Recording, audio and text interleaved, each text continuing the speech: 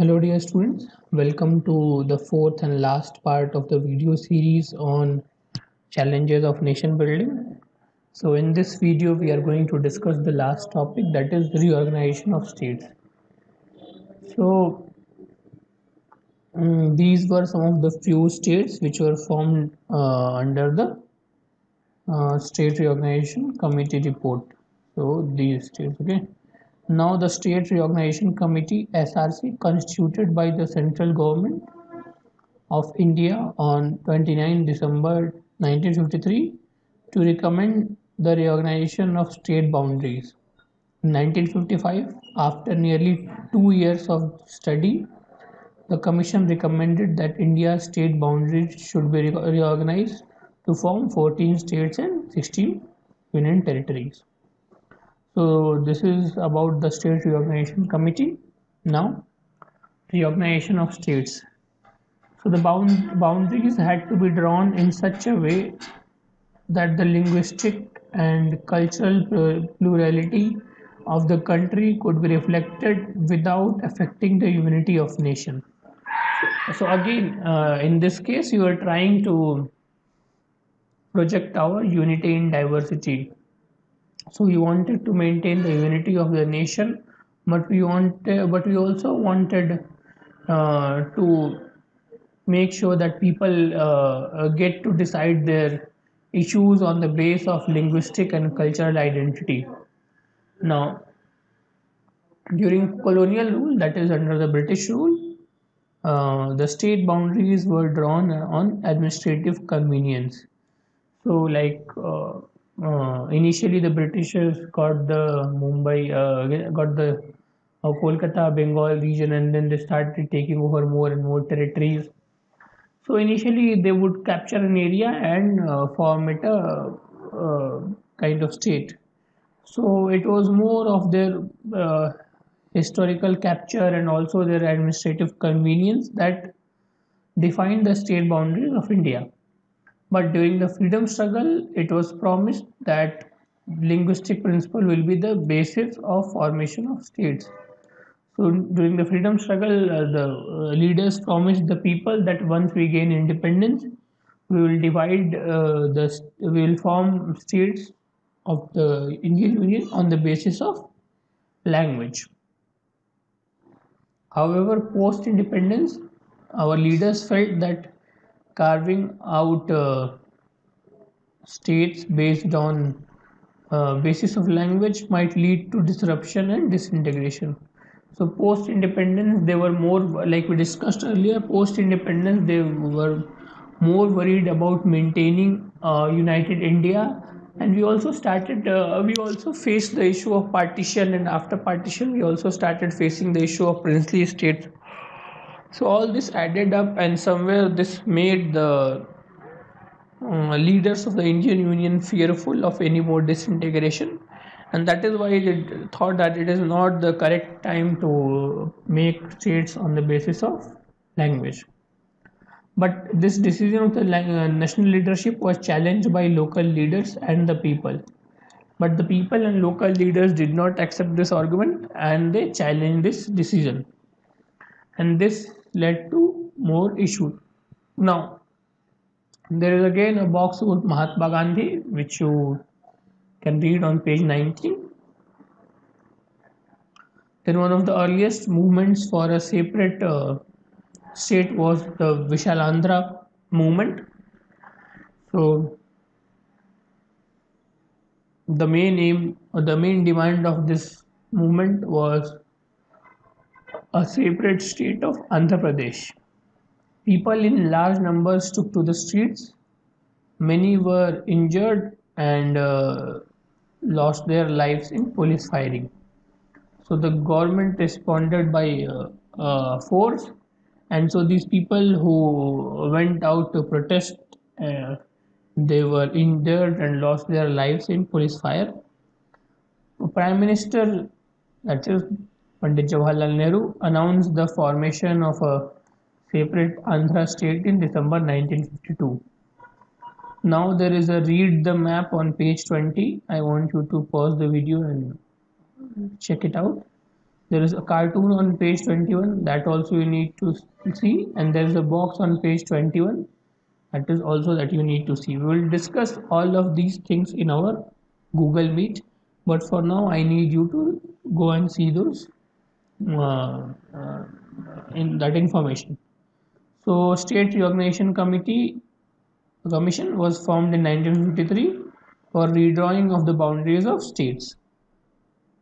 So this is important, this date when it was formed, so 1953. And what was the goal? The goal was to redrawing the boundaries of states. The State Reorganization Act was passed in 1956. So again, State Reorganization Committee formed in 1953, State Reorganization Act passed in 1956, so 3 years later. And this led to the creation of 14 states and 6 union territories. So this, now the last thing is first you need to go and check this cartoon on page 22. Now it was hoped that if we accept the regional and linguistic claims of all regions, the threat of division and separatism would be reduced. So we were hoping that if we accept these demands, there will be less threats of division and separatism.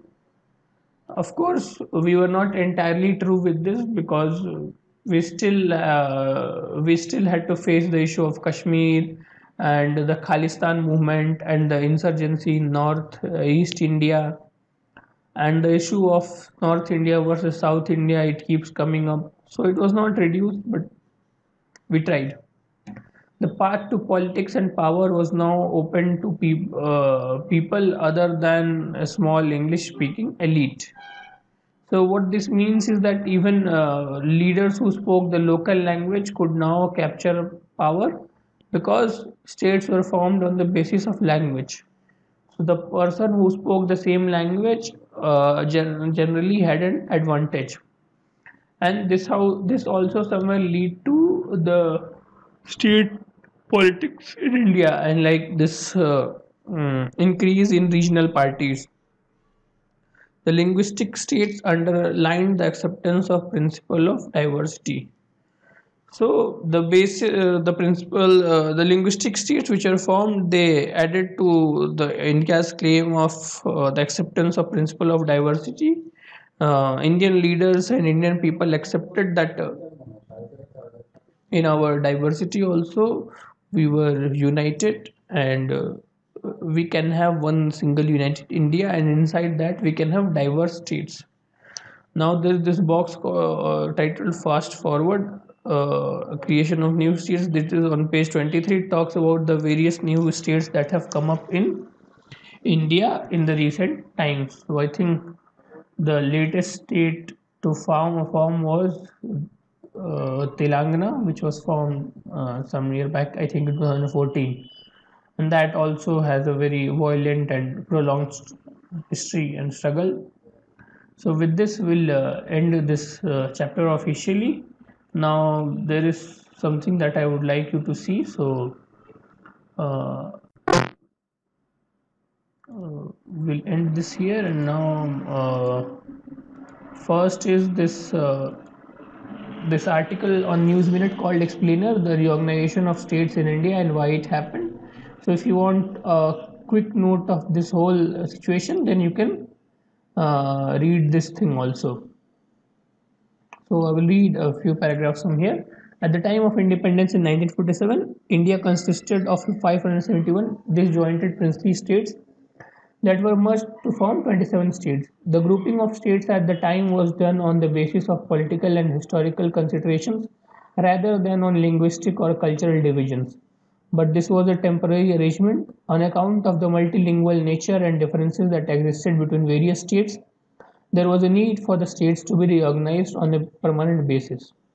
In 1948, S.K. Dhar, a judge of the Allahabad High Court, was appointed by the government to head a commission that would look into the need for the reorganization of states on a linguistic basis. However, the commission preferred reorganization of states on the basis of administrative convenience, including historical and geographical considerations, instead of on linguistic lines. In December 1948, the JVP committee comprising Jawaharlal Nehru, Vallabhbhai Patel, and Pattabhi Sitaramaiah was formed to study the issue. The committee, in its report submitted in April 1949, rejected the idea of reorganization of states on a linguistic basis, but said that the issue could be looked at afresh in the light of public demand. So we can see that initially the idea of linguistic states was rejected. In 1953, the first linguistic state of Andhra for Telugu speaking people was born. And look at the irony, then again we decided that we need a new state for Telugu people, and that became Telangana. The government was forced to separate the Telugu speaking areas from the state of Madras in the face of a prolonged agitation and the death of Potti Sri Ramalu. This name is important. After a 56-day hunger strike, consequently, there were similar demands for creation of states on linguistic basis from other parts of the country. So again, you can read all this, the history of Bombay, Meghalaya. This is a good article to read. Why language was used as the criteria for the division of states? So it would lead to the local people participating in the administration in larger numbers because of being able to communicate in a common language. Governance would be easier in areas with shared linguistic and geographical features. This would lead to the development of vernacular languages which had long been ignored by the British. Uh, so again, all this is something that you can read. Now the latest news about this issue is that groups demand second states reorganization commission. So they some groups are demanding another states reorganization commission. This is news from August 11, 2015. So it's not a like such a like latest news also. In the favor of creating small states, several outfits today urge the center to adopt policies towards fulfilling long-time standing regional demands by constituting a second states reorganization commission. Representatives of various organizations, including the All Bodo Students Union (ABSU), Kuki State Demand Committee (KSDC), and Indigenous Peoples Front of Tripura (IPFT), exchanged ideas in this regard at the Constitution Club seminar here. It is imperative that the Government of India adopt a policy towards facilitating creation of new smaller states to fulfill the long-standing aspirations of the people for faster growth and development in all fronts. A concept paper released by organization said. So this is about this.